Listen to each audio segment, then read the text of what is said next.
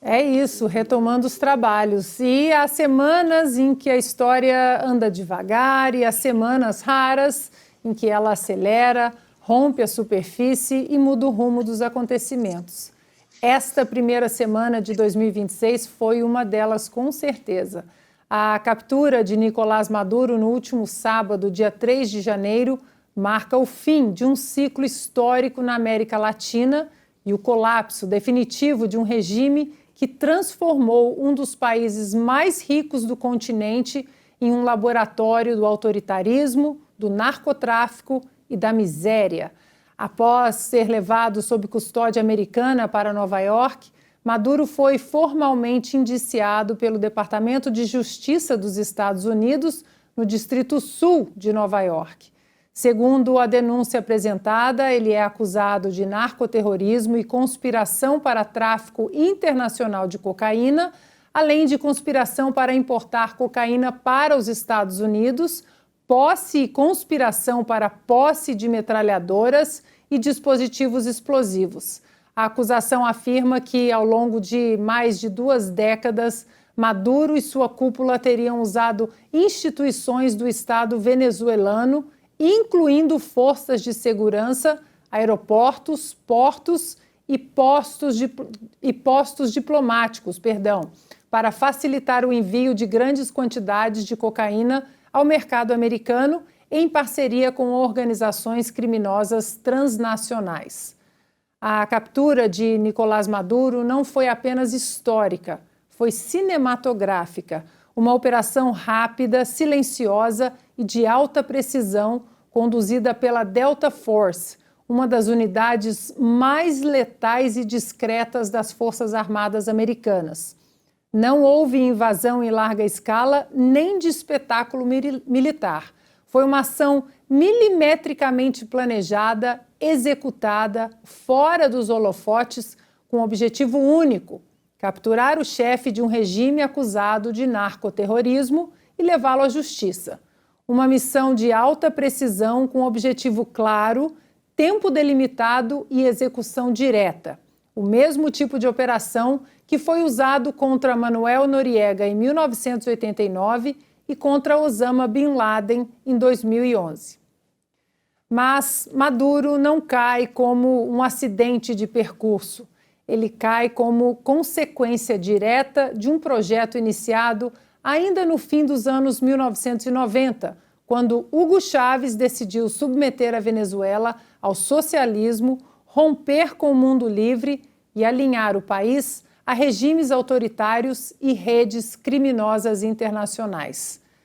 Bom, é tanta coisa para a gente falar e hoje o programa vai ser um vai e volta nos assuntos que vamos começar com alguns comentários iniciais em relação à captura em si, porque nós vamos abrir esse leque da geopolítica, vamos colocar Irã, China, Rússia, vamos voltar também à Revolução Iraniana, à Venezuela, mas eu queria ouvir os primeiros comentários de vocês em relação a esse evento desta semana, de sábado, dia 3 de janeiro, a captura de Nicolás Maduro. Flávio, começo com você. Ana, tem que dar uma olhada para trás para entender o que foi essa ação militar que proporcionou a captura do Maduro. Muita gente está se perguntando por que o Trump fez dessa forma. Ou seja, primeira parte é fácil. Ele fez uma ação na calada da noite, como você disse, com precisão cirúrgica. Não teve guerra, você não pode chamar isso de guerra. Foi um ato contra o presidente da Venezuela, o ditador da Venezuela, este é o termo correto, e só afetou seu staff, né? A Venezuela não conseguiu chegar a confirmar 100 mortes ali nesta operação militar, só envolvendo seu staff. Quer dizer, a população não foi afetada em absolutamente nada, depois Maduro foi direto para Nova York e responder pelos seus crimes. Agora, que é importante entender... Falou assim, deveriam ter matado Maduro, deveriam ter feito isso, aquilo. Não, peraí, tem uma coisa muito interessante nesta operação, bem mais interessante do que aconteceu na Líbia, com a Osama Bin Laden, com Gaddafi, com qualquer outro ditador por aí, com o Saddam Hussein, assim por diante. Você pegou o cara vivo, isso é ótimo, né? Só o Saddam Hussein que a gente pegou o cara vivo também. Mas esta operação, ela funciona meio como Al Capone, sabe? Ou seja, muita gente está lá perguntando, mas o Trump ele não está interessado em ditadura e democracia. Eu vi a esquerda falando isso para todo quanto é lado, né? Você acha que ele está preocupado com democracia? Ô, esquerdistas, esse é o nosso argumento, nós estamos explicando isso aqui faz anos para vocês, desde que o Trump assumiu, desde antes de o Trump assumir, e vocês não ouvem a gente, né? Agora não adianta querer dar uma aula para nós. Nós não queremos que o Trump seja o cara que saia promovendo democracia por aí. Isso é coisa da família Bush, isso é coisa do Obama, isso é coisa do Biden. Nós queremos o contrário, objetividade. Então, assim, se é para se livrar de um ditador, não faça um atoleiro como o do Iraque, não faça um atoleiro como o do Afeganistão, não faça nada disso. Pegue só o ditador ali, sabe, com uma pinça, joga ele lá para ele responder pelos seus crimes, e a melhor parte, ele vai ter que agora delatar, ele vai ter que abrir a boca para fazer alguma coisa. Nós já vimos que o status dele perante o Departamento de Estado mudou. Ele não é mais considerado chefe do tráfico, ele está sendo considerado um dos caras que assim, lucrou com o tráfico. Isso talvez seja uma coisa excelente, ou seja, ele está negociando ali para evitar pena de morte ou prisão perpétua em troca de ter uma pena mais branda, e aí ele vai ter que abrir a boca para os outros. O que é interessante, que eu falei que parece que Al Capone ele também nunca foi preso pelos assassinatos dele, nunca foi preso por ser chefe do tráfico, nem nada. Ele foi preso porque ele não estava pagando imposto de renda direito. Se é para prender o Maduro com uma alegação parecida, ou seja, veja bem, talvez ele tenha colocado alguma coisa no fisco ali, sei lá, né? O pozinho lá dele esteja meio batizado, não era com pureza tão grande, é excelente para nós, porque vai favorecer que ele aponte os dedos para outras pessoas ao redor da América Latina, da América do Sul, que sejam beneficiárias desse esquema. Portanto, talvez isso seja uma excelente notícia para nós, mas ainda há muito a ver. Bernardo, eu notei em todas as imagens com o Nicolás Maduro, até comentei nos outros programas aqui da Revista Oeste, que os agentes em torno do Nicolás Maduro eram agentes da DEA, né, do Departamento Antidrogas, do Departamento de Justiça. Ou seja, é mais a conotação que Donald Trump deixou muito clara para o mundo é que é uma ação policial, né, do Departamento Antidrogas da administração americana. É muito mais uma ação policial do que uma ação militar. E esse ponto, né, do Al Capone é um ponto interessante. Você acha, Bernardo, que nesse contexto do narcotráfico pode ocorrer uma delação do Maduro, assim como do Carvajal, do El Pollo?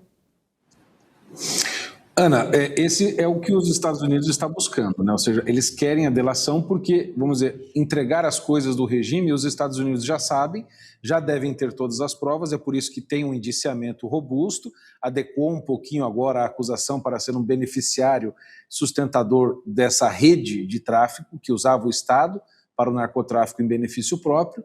E quando a gente olha o histórico do Manuel Noriega, que foi o então presidente do Panamá, que foi capturado em 1989, bom, a gente percebe que aconteceu uma coisa semelhante, ou seja, capturaram um homem numa operação na época do George Bush pai, ele virou um colaborador da CIA e ajudou, inclusive, a limpar o Panamá. O Panamá hoje não é nada parecido, pelo contrário, né? É um país que está muito bem. Tem os seus problemas com a China, mas é um país que está bem.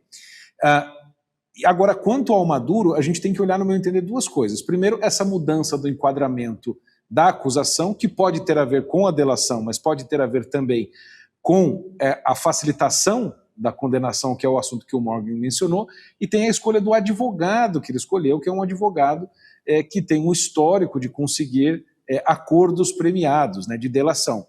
E o Maduro se beneficiaria muito disso. Ele pode pegar, às vezes nem perpétuo, pode pegar 30 anos, ele tem 64, 65 anos, se eu não me engano, ficaria até os 90 se estiver vivo, né? Ou seja, pelo menos é uma coisa, você pode ter uma progressão de regime, enfim, conforme ele entregar, né, e nós podemos ver o que ele pode entregar, essa eu acho que é a grande questão, não coisas internas da Venezuela, mas o que preocupa muito mais os Estados Unidos é o que a Venezuela foi usada para fazer fora, principalmente com as maquininhas da domínio que foram usadas nas eleições americanas, que têm as suspeitas de terem sido usadas para fraudar as eleições, o que casa com a delação do Hugo Arpojo Carvajal, que está no mesmo distrito sul de Nova York neste processo. Então, o que eu acredito que o Trump está buscando pode ter a ver com a questão das eleições, certamente deve ter a ver também com o tráfico de armas. A gente fala muito do petróleo e também do ouro e tal, mas havia tráfico de armas. O Irã tinha produção e envio de drones para a Venezuela. A Venezuela se transformou numa projeção de poder de uma potência que, nós vamos comentar hoje, está balançando prestes a cair. Isso também envolve Rússia e China. Então, eu acredito que a preocupação do Trump, nesse momento, é o âmbito internacional geopolítico, o que casa muito com a doutrina Monroe, que nós vamos comentar hoje também. Ou seja, o programa vai estar amarradinho, feito teia de aranha.